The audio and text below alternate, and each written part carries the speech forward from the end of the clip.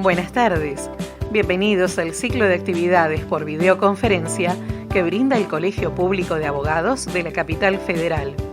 Hoy, como actividad organizada por el Café Jurídico, contamos con el doctor Eduardo Aguad, que nos hablará de el consorcio persona jurídica, sus órganos, segunda parte, administrador, consejo de propietarios. Les recomendamos que mantengan los micrófonos en silencio para evitar interferir en la locución del expositor y de surgir alguna pregunta, la realicen vía chat. Ahora sí, le damos la palabra al doctor. Bienvenido. Hola, buenas tardes. ¿Cómo les va? Un gusto estar con ustedes para charlar un rato sobre este tema tan apasionante que es la propiedad horizontal. Yo siempre digo, es un derecho dentro del derecho, porque es tan especial, tan especial. Juega mucho la idiosincrasia de las personas, la forma de ser de la gente. Juega mucho los intereses de la gente, intereses algunas veces comunitarios y muchas veces intereses individuales, ¿no? Y es como todo, como todo. Acá en el país, entre la gente que vive y trabaja en los consorcios, hay 20 millones de personas o más, ¿eh? Así que imagínense, hay buenos y malos, buenos y malos. Así que hay que estar siempre atentos, ¿no? Siempre atentos. Solamente en Capital hay cerca de 120.000 consorcios. Después imaginemos lo que pasa en el Gran Buenos Aires, en el segundo conurbano, tercer conurbano, en el interior del país. Hay ciudades que tienen muchísimos edificios de propiedad horizontal.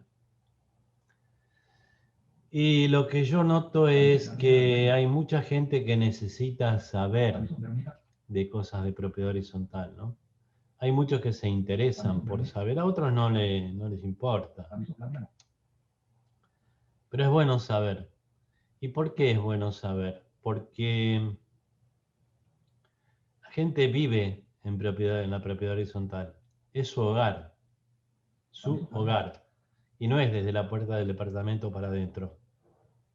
El hogar empieza en el umbral del edificio, que da a la vereda. Ahí ya empieza el hogar de los consorcistas. Y bueno, el interés que une a esa comunidad, que es el consorcio de propietarios, tiene que ser siempre el del buen mantenimiento de ese edificio, que es el hogar de todos los que viven allí o trabajan allí. Para muchos es su lugar de trabajo. Así que imagínense lo importante que es mantener. Y esto me lleva a decirles qué importante también es la figura del administrador en el edificio. Porque ¿a quién se le encarga el mantenimiento de eso que veníamos hablando recién? Precisamente al administrador del consorcio. Así que vean la confianza que la gente le deposita al administrador. Le está confiando el mantenimiento de su hogar. Y le está confiando dinero todos los meses justamente para que lo utilice en el mantenimiento de ese hogar. Estamos pasando por una etapa muy problemática en la propiedad horizontal con el tema de la pandemia, primero del aislamiento y del distanciamiento ahora.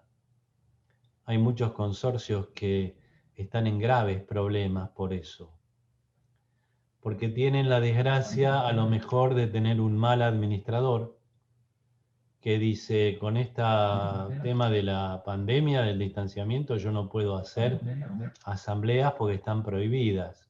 Una mentira más, por supuesto, ¿no? Porque administradores hay buenos y hay malos. Los malos se amparan en eso. Dicen, no, no puedo hacer los recibos de expensas porque por la pandemia. No puedo mandar a arreglar una filtración que le hace que le caiga el agua en la cama al del último piso. ¿Por qué? Por la pandemia. Todo es por la pandemia para los malos administradores. No puedo rendir cuentas por el tema de la pandemia. Están prohibidas las asambleas. Así que no puedo rendir cuentas. Y además me tengo que quedar hasta que el Estado diga, porque prorrogaron el mandato, lo vienen prorrogando desde marzo del año pasado y vence ahora el 31 de marzo. Todavía no hay nada que diga que lo van a prorrogar los mandatos de los administradores de consorcios. Pero la misma resolución dice, se prorroga el mandato salvo que los consorcistas quieran remover al administrador, no de prepo, porque no tiene la potestad el registro público de administradores para decir es obligatorio que sigan teniendo al mismo administrador hasta el 31 de marzo. La ley, con la reforma del Código Civil y Comercial, habla mucho de los consorcios de propietarios. Los consorcios de propietarios y de la propiedad horizontal y la propiedad horizontal especial también. Dice, ahora le voy a pedir a Ale que leamos el artículo del 2044, pero habla de, el código dice que ya el consorcio de propietarios de la propiedad horizontal es una persona jurídica y no cabe duda ninguna de eso. Es una persona jurídica. Léelo, a ver, Ale, ya lo pusiste en pantalla. Código Civil y Comercial, artículo 2044, consorcio. El conjunto de los propietarios de las unidades funcionales constituye la persona jurídica consorcio. Tiene su domicilio en el inmueble. Sus órganos son la Asamblea, el Consejo de Propietarios y el Administrador. Bien. Como ven, es una persona jurídica. Hablamos recién de eso. Una persona jurídica. Ustedes, al ser abogados, conocen el régimen de las personas jurídicas, saben que es una persona que es capaz de adquirir derechos y contraer obligaciones. Saben que tiene un domicilio. El domicilio del consorcio es el del edificio y figura siempre en el reglamento de propiedad. Y tiene órganos de gobierno.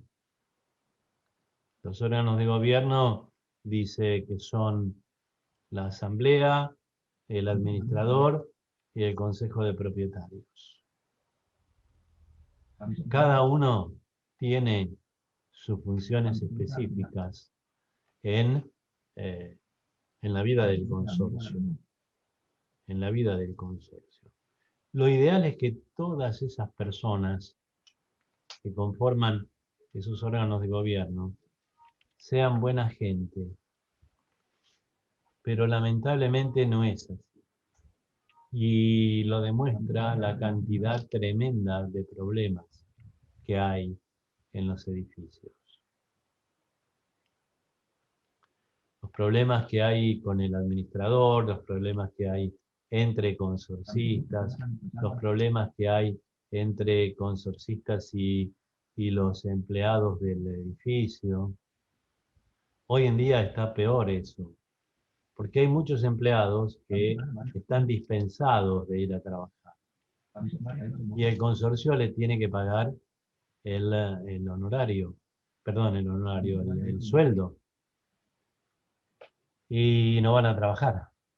Por lo tanto, tienen que poner un suplente y pagan 2 sueldos. Y hoy en una de las consultas en el estudio me decían, tenemos 2 empleados normalmente y los 2 están dispensados de ir a trabajar. Estamos pagando 2 suplentes también. O sea que estamos pagando 4 sueldos con 4 cargas sociales. Se hace muy cuesta arriba. Y encima hay mucha gente que no puede pagar las expensas porque se quedó sin trabajo. Y bueno, esa gente no paga las expensas, mucha de esa gente. Y ese faltante que hay en la recaudación de la expensa se le carga a los que sí pagan, a los que sí pagan. Y esto trae un problema bárbaro. Encima van a subir mucho las expensas por el hecho de que cerró el gremio del SUTER la paritaria con el 32% de aumento en 4 etapas. Aumenta la tarifa del gas, aumenta la tarifa de la luz y la gente no solamente paga lo de su departamento, paga el gas y paga la luz de las partes comunes del edificio. Quiere decir que se les hace muy cuesta arriba. Muy cuesta arriba. Muy cuesta arriba.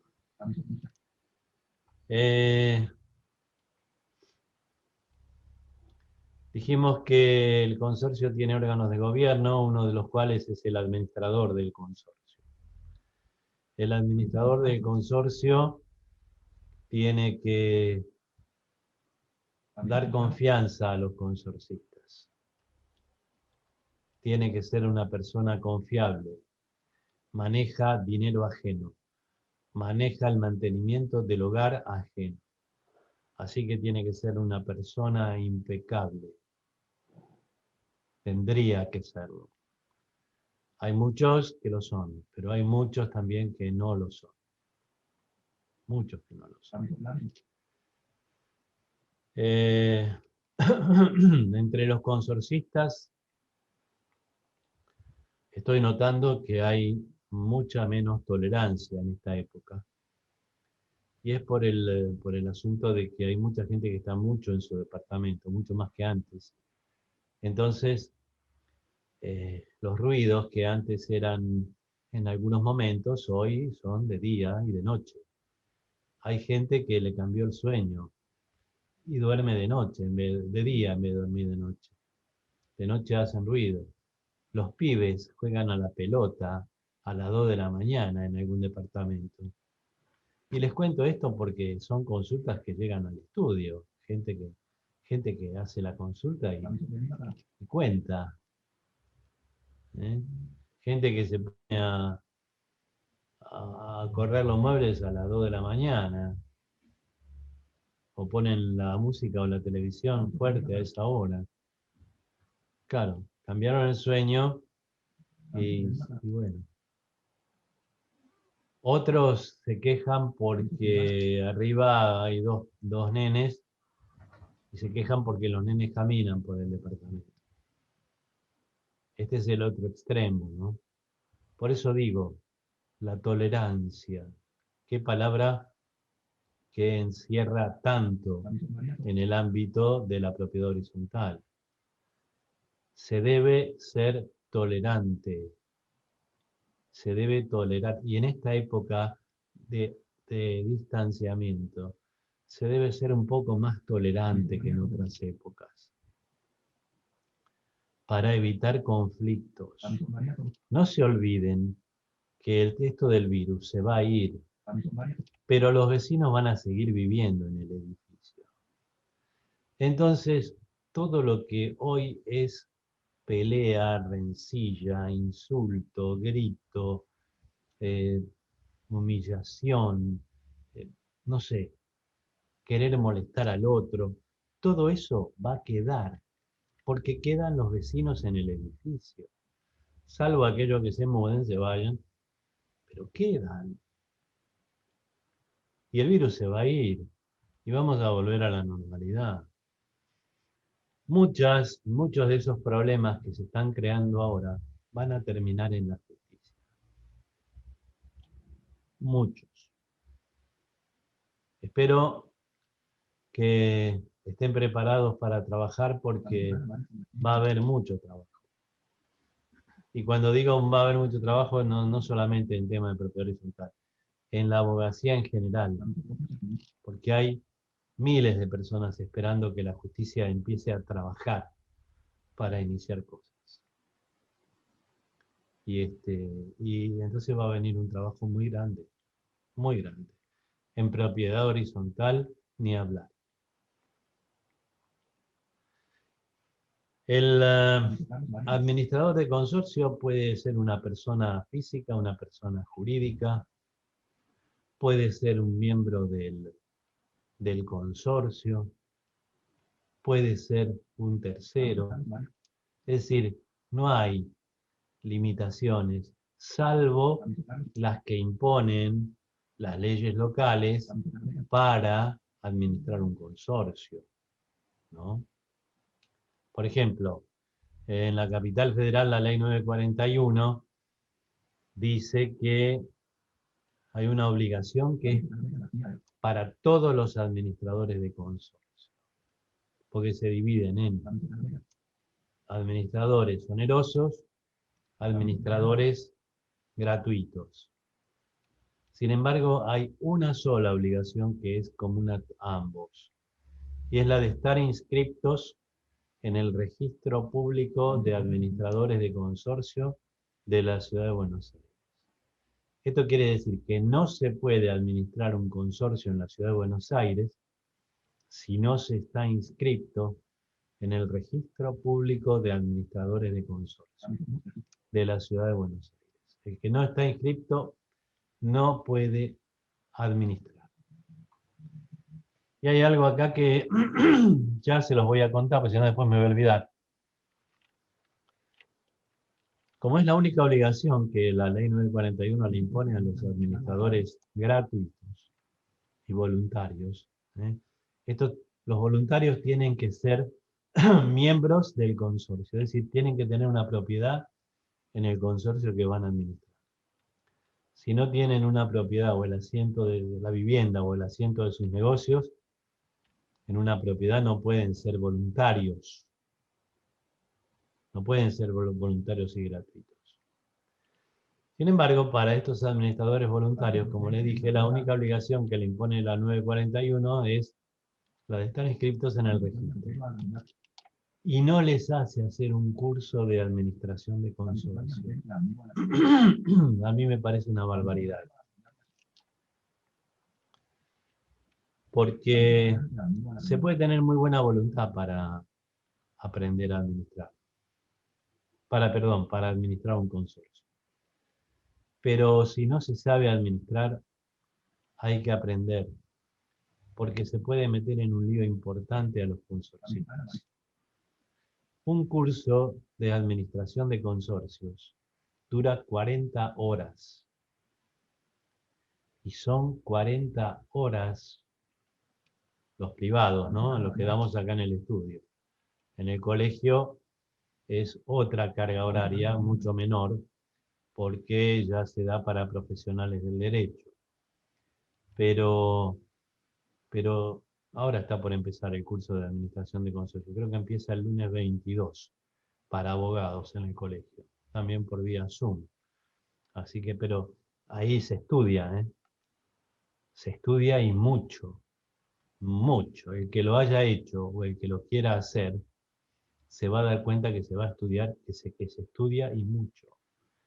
Y entonces se van a preguntar lo mismo que me pregunto yo. ¿Cómo sin saber esto se puede administrar un consorcio? Es imposible. Por más buena voluntad que se ponga, siempre van a haber problemas. Y a la larga, el consorcio va a gastar más dinero que si tuviera un administrador oneroso. Lo barato sale caro, dicen, ¿no? Decía mi abuela. Así que, y bueno, decíamos que todos pueden ser administradores de consorcio. Una persona humana, una persona jurídica, puede ser administrador de consorcio. Tiene que reunir los requisitos que la ley local le exige para ser administrador de consorcio. Por supuesto, el administrador de consorcio tiene derechos, tiene obligaciones. Tiene derecho de cobrar el honorario. Cobrar el honorario. El administrador oneroso cobra honorarios.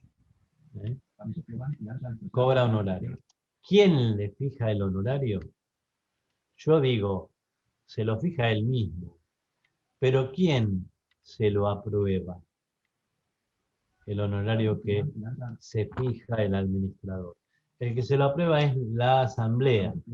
Nadie, ningún administrador de consorcio puede aumentar ni bajar su honorario si no consulta con la asamblea del consorcio. Es la asamblea quien autoriza al administrador a cobrar un honorario determinado. Ninguna entidad que agrupa a los administradores, ninguna de estas entidades que andan por ahí sacando panfletos y esas cosas. No. Ninguna de esas fija los honorarios. El honorario lo aprueba la asamblea del consorcio. Y el administrador tiene derecho a cobrar su honorario. Y además tiene la obligación de decir, yo cobro 10.000 pesos de honorario y eso incluye el gasto que yo voy a tener con la empresa que me va a liquidar las expensas, el gasto que yo voy a tener con la empresa que me liquida los sueldos de los empleados. Y si no, tiene que decir, yo cobro 10.000 pesos de expensas, pero además cobro 3.000 pesos de la empresa que me liquida la expensa, 3.000 pesos de la empresa que me liquida los sueldos, etcétera, etcétera. Es decir, tiene que ser la cuenta muy clarita al inicio, cuando presenta el presupuesto. Tiene que decirle a los consorcios, señores, ustedes van a pagar esto. Esto en concepto de honorario, y esto en concepto de gastos tales, y esto en concepto de gastos tales. De mi administración. ¿Hay alguna pregunta, Ale, que hayan hecho Sí, las doctor, hay preguntas. personas que estén presentes? Vamos con una o dos preguntas, así las vamos sacando y seguimos charlando después sobre el administrador. Buenas tardes, mi nombre es Darío y necesito saber, por favor, cómo y a dónde reclamar por una pareja de un vecino de mi departamento que hace roturas porque llega embriagado y la administración no hace nada al respecto, ya que este señor rompe todo a su paso y tiene copia de la llave. ¿Rompe todo dónde? No entendí. ¿Voy de vuelta? Sí, a ver. Bueno, ¿dónde reclamar por una pareja de un vecino de mi departamento que hace roturas porque llega embriagado y la administración no hace nada al respecto, ya que este señor rompe todo a su paso y tiene copia de la llave?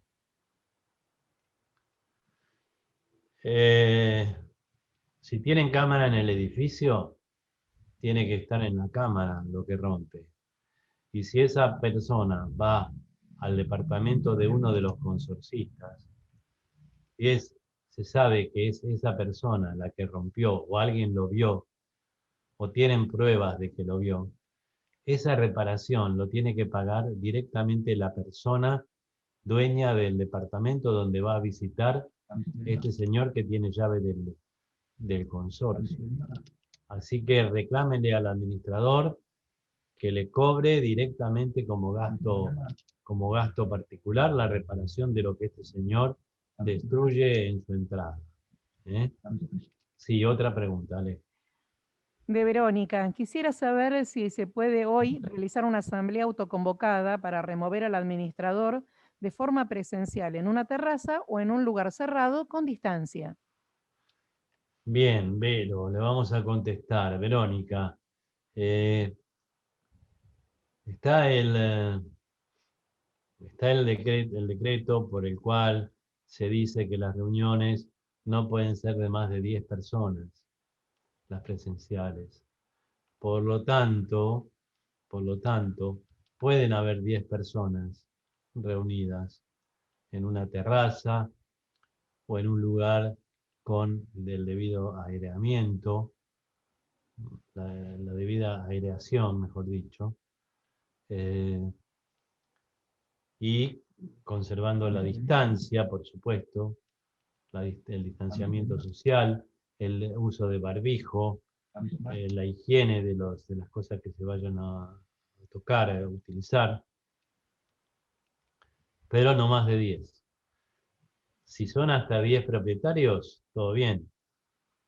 Si el consorcio tiene más, van a tener que hacer la asamblea por Zoom o si no mixta.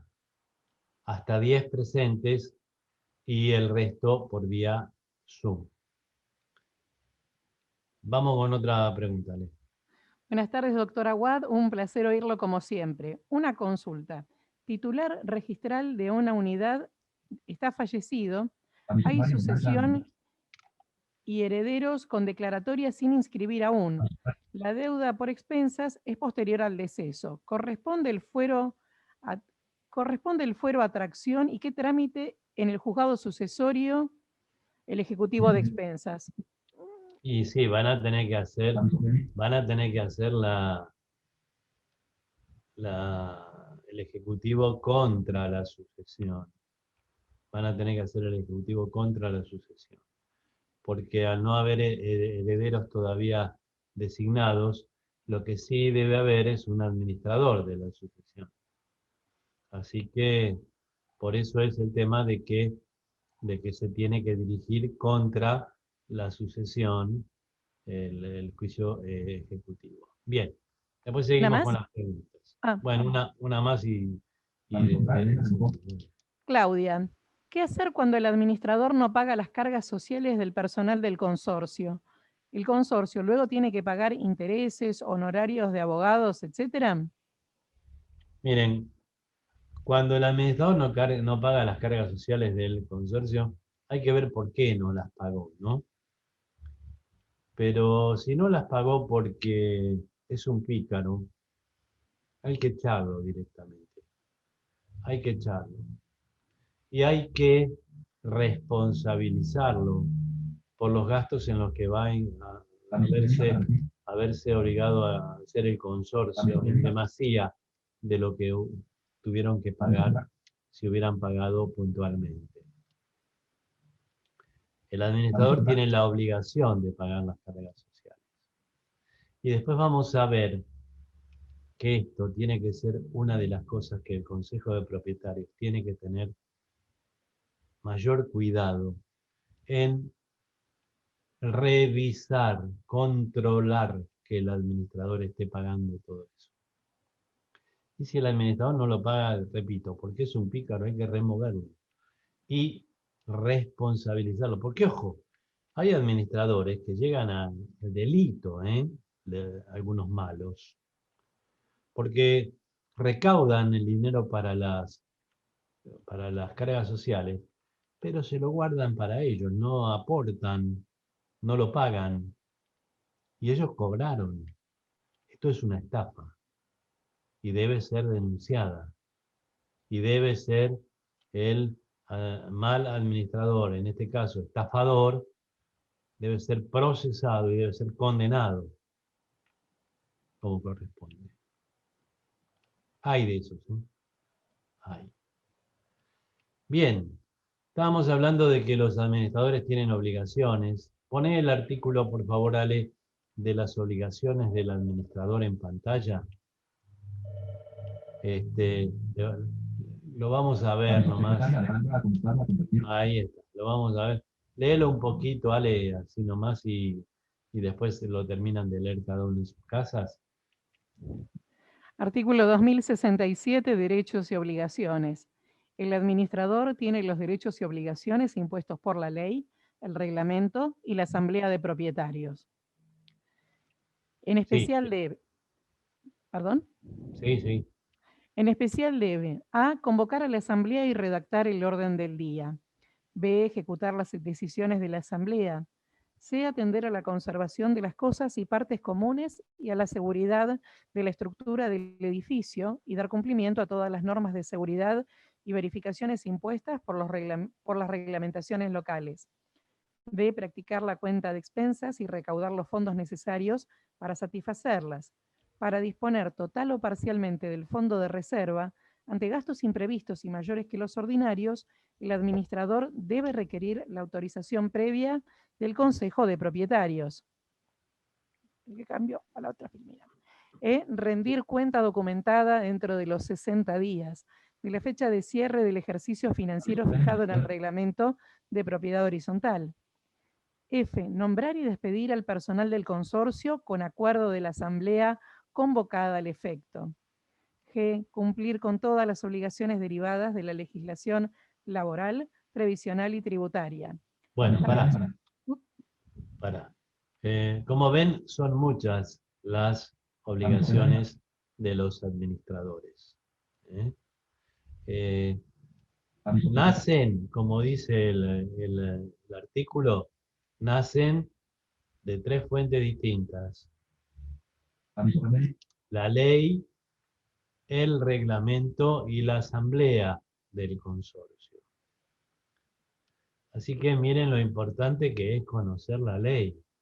Un administrador tiene que conocer el Código Civil y Comercial de la Nación y tiene que conocer las leyes locales que hablan de la propiedad horizontal. Si no, ¿cómo va a ser para administrar? Y un administrador ad honorem no conoce todo eso, salvo que sea abogado y que quiera administrar gratuitamente el consorcio donde vive. Pero el taxista que vive en un departamento, está bien, podrá decir, yo voy a administrar para no cobrar, soy voluntario y gratuito, ahorramos unos pesos. Pero ¿sabe algo de todo esto? No sabe nada, es lo que hablábamos antes. Todas estas son obligaciones que nacen de la ley. Y otra fuente de obligaciones es el reglamento. Y el reglamento, cada edificio tiene un artículo en donde enumera las obligaciones del administrador de ese edificio. Y otra fuente de obligaciones del administrador es la asamblea. La asamblea se reúne, delibera, vota, decide. ¿Y qué decide? Decide que el administrador tiene que hacer tal o cual cosa. Y acá, en este artículo 2067, dice que el administrador debe ejecutar las órdenes recibidas, los mandatos recibidos de la asamblea. Así que, como ven, no es así nomás. Hay un montón de cosas.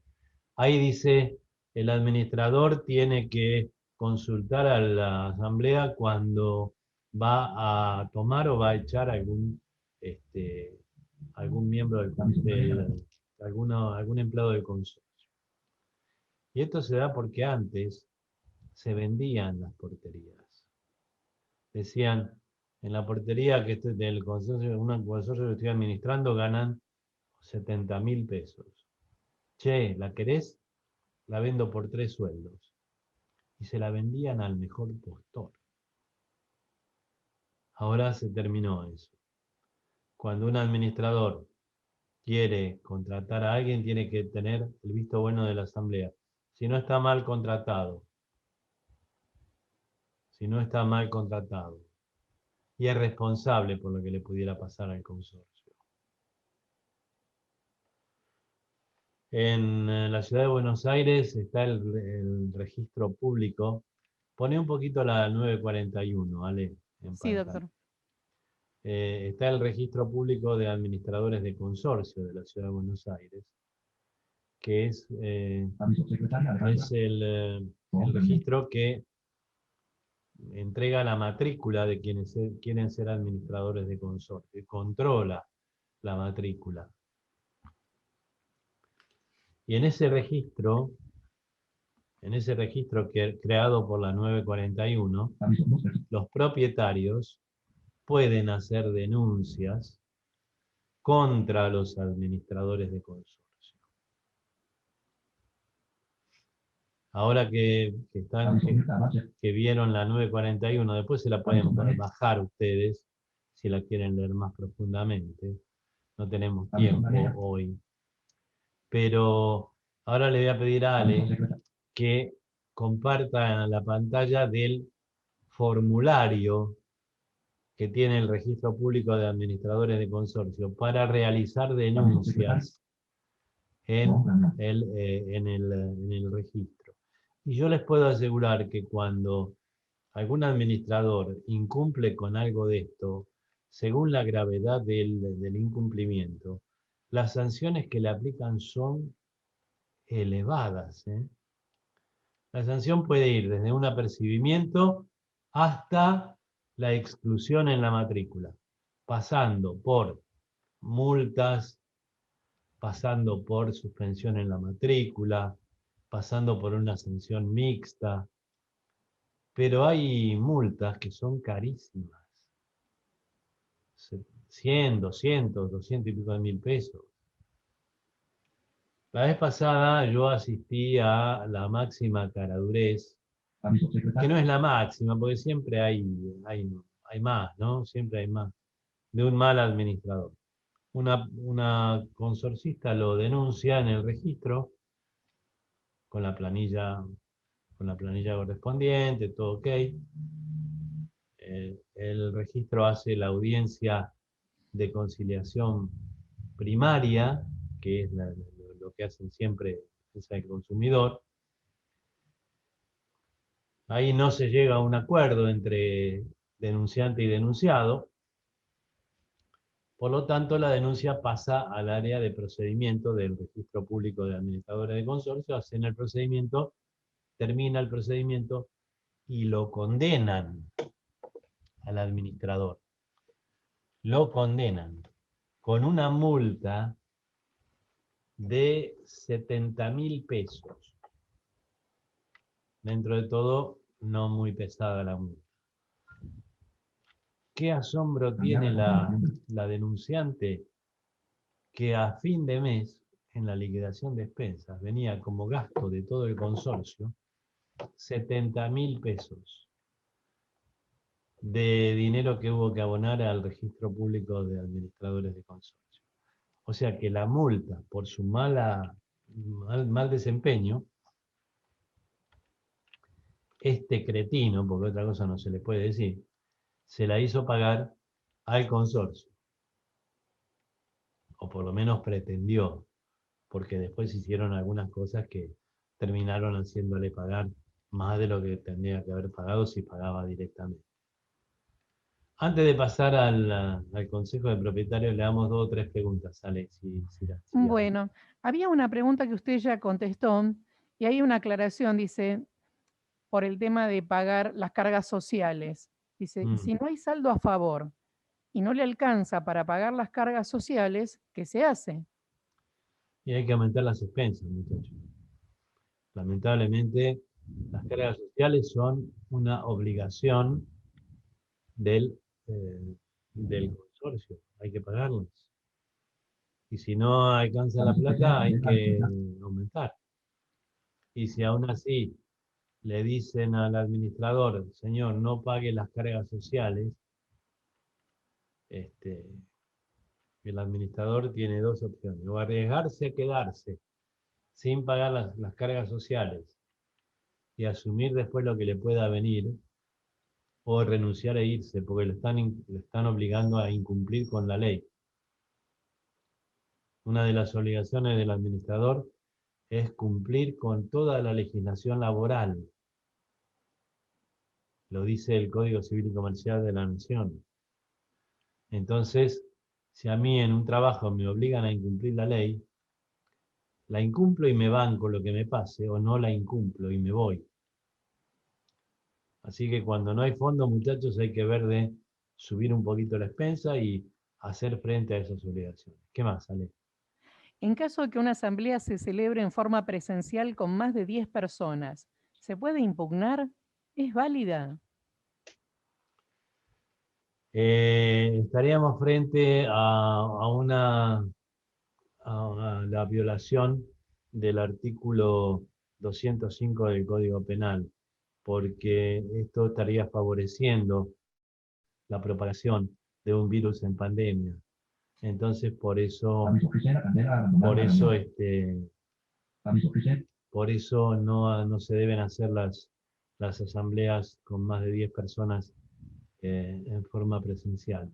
De todas maneras, si se hicieran, no creo que la impugnación sea el camino adecuado, sino la denuncia penal por la violación de las resoluciones que lleva a la violación del artículo 205 del Código Penal. Sí, Ale. Buenas tardes. Reglamento anterior al nuevo código. ¿Se puede en asamblea llevar a cabo el procedimiento de enviar la propuesta a los ausentes si esto no está contemplado en el reglamento por ser anterior a la nueva ley? Es que no tiene por qué estar contemplado en el reglamento. Está contemplado en el Código Civil y Comercial de la Nación, con lo cual es obligatorio hacer eso en todo el país. Cuando una asamblea no tiene el número de la mitad más uno de consorcistas presentes, o cuando no tiene el número de consorcistas necesarios en una decisión que tiene una mayoría especial, lo que decide la asamblea no es justamente una decisión, sino que es una propuesta.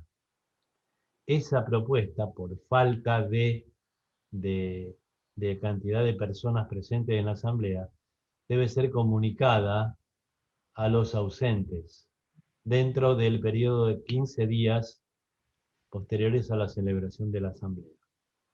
El código dice que tiene que ser por cierto documento.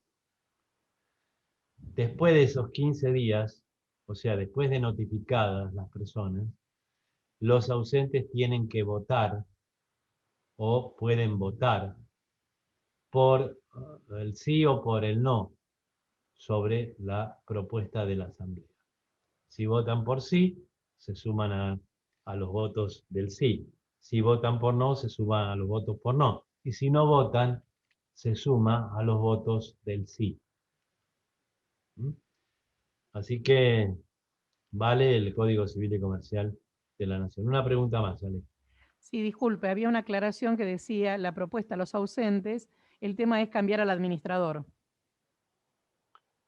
Y lo mismo, vale igual.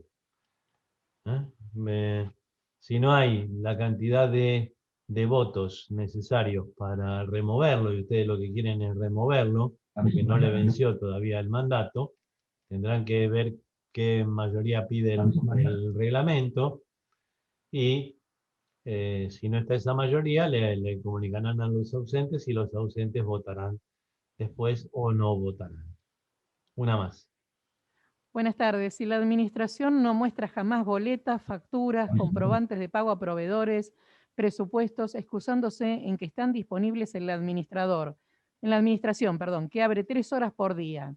En el contexto actual, ¿cómo se puede exigir la exhibición de la documentación al administrador? ¿Se puede pedir que lo mande en forma digital de algún modo? El administrador tendría que tener un sitio web en la nube donde suba toda la documentación del consorcio. Tiene la obligación de hacer eso en la ciudad de Buenos Aires. Así que, si es así, oblíguenlo a hacerlo y que suba toda la documentación del consorcio a la nube. Si no lo quiere hacer, lo echan y ponen en su lugar a un buen administrador que haga lo que la ley le manda. ¿Ok? Bien. Respecto de la documentación, yo he llegado a escuchar a administradores de consorcio, mejor dicho, gente que viene al estudio a consultar, que me ha dicho, el administrador del consorcio dice que no nos puede mostrar la documentación porque es secreta, y que por eso no la puede mostrar. Ni vía web, ni en la oficina, ni en nada. Así que, pero la culpa no es solamente del chancho, ¿eh? Es de quien le da de comer. Porque los consorcistas le dan de comer a ese administrador que dice es secreta la documentación. Porque a fin de mes le pagan el honorario. ¿Eh? Y pagarle el honorario, decirle te felicito por lo que venís haciendo, dale nomás, seguí para adelante así que vas bárbaro. No le paguen más, échenlo, remuévanlo a los propietarios, hay que decirles esto. Sáquense de encima a los malos administradores de consorcio. Una más y vamos con el Consejo de Propietarios. Andy. Buenas tardes. Si por asamblea se decide tomar a una inquilina del consorcio para limpieza, en reemplazo del encargado cuando se va de vacaciones, y se decide poner en negro, la señora tiene un accidente y demanda al consorcio, ¿responde también el administrador? Por supuesto que sí, porque el administrador tiene que cumplir con todas las leyes laborales. ¿Eh? Tiene que cumplir con todas las leyes laborales, con lo cual tiene que inscribir a los empleados del consorcio. Nunca se debe tener un empleado en negro en el consorcio ni en ningún lado. En el consorcio, tener un empleado en negro es tener una bomba de tiempo, porque el juicio lo va a hacer seguro. Si se lastima, si lo echan, si no le gusta el sueldo que está cobrando y quiere más. Es decir, están a merced de la buena voluntad del empleado. Y no sirve así, no sirve. Bueno, todo esto está muy lindo, etcétera, etcétera. Pero al administrador tiene tantas obligaciones, alguien lo tiene que controlar para saber que está cumpliendo con esas obligaciones. Y en el consorcio de propietarios, ¿quién tiene que controlar al administrador? Precisamente el consejo de propietarios. Le voy a pedir a Ale que vaya poniendo en pantalla el artículo del consejo de propietarios.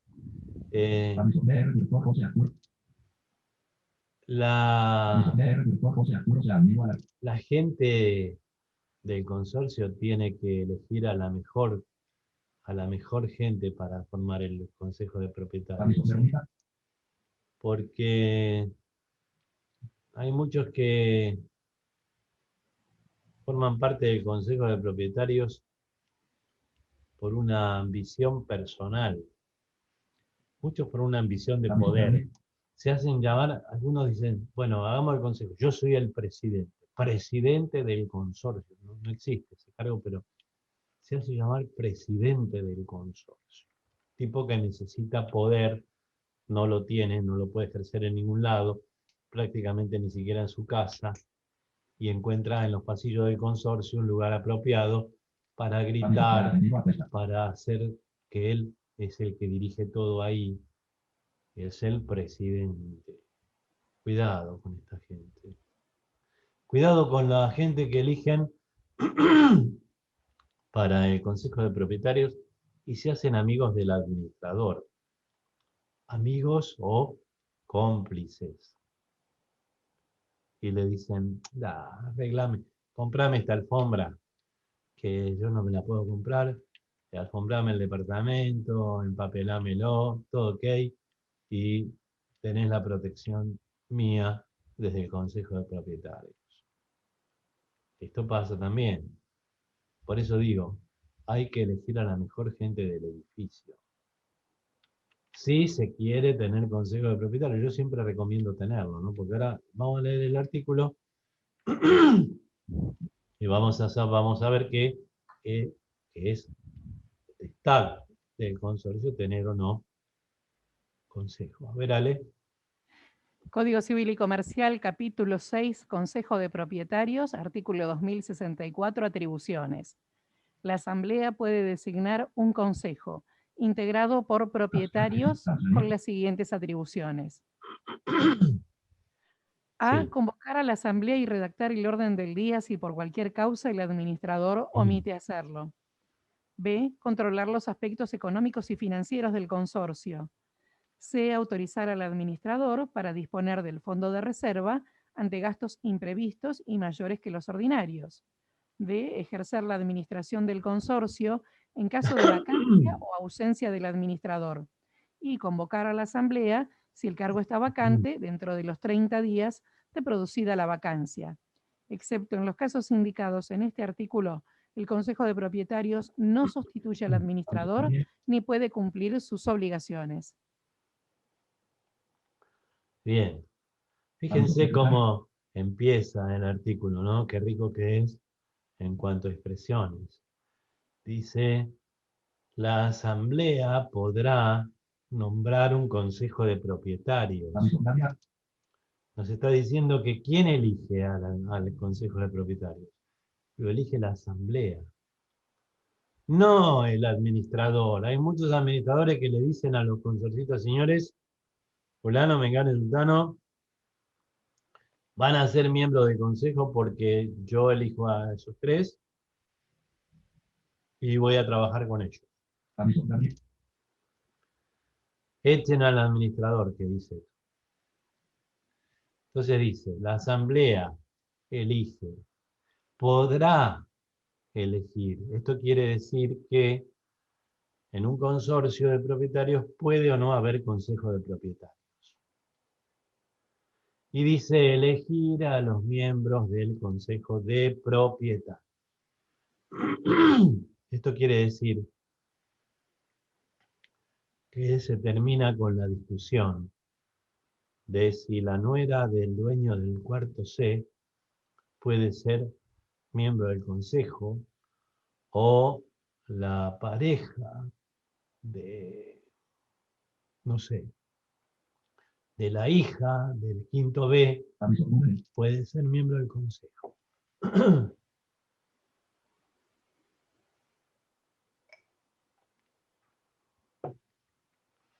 Se termina con esa discusión. Tiene que ser propietario el que vaya a ser miembro del consejo. No puede ser miembro del consejo alguien que no es propietario. Salvo en un caso. En un caso sí. Vamos a suponer que el dueño del octavo A tiene un hermano, muy buen tipo, el departamento es del dueño, es de Juan, y tiene un hermano que se llama Pedro, y Pedro se da con todo el mundo, es un divino, ¿eh? Y todo el mundo lo quiere, y es buen tipo de verdad, muy honesto, muy conocedor. Entonces dice, quisiéramos que sea Pedro el miembro del consejo. Pero no puede porque no es propietario. Entonces, ¿cuál sería el rodeo a dar? El rodeo sería nombrar a Juan, que es el dueño del departamento, y que Juan le haga un poder a Pedro para que lo represente en el consejo. De esa manera van a tener a Pedro formando parte del consejo en forma legal.